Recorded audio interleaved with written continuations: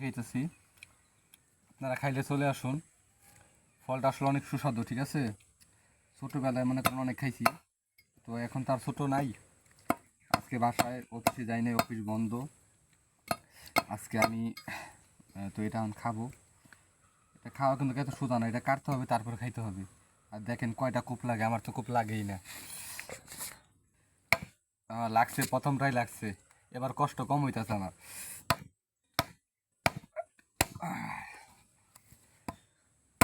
এই তো কাইটা ফেলাইছি, হ্যাঁ এই যে এখন খাবো।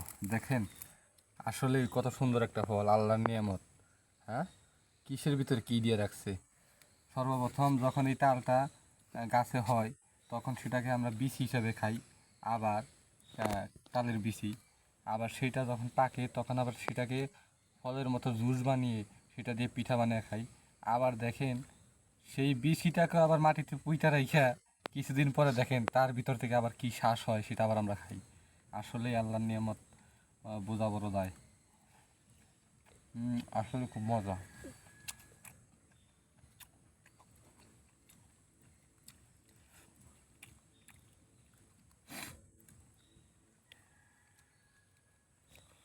বন্ধ কর।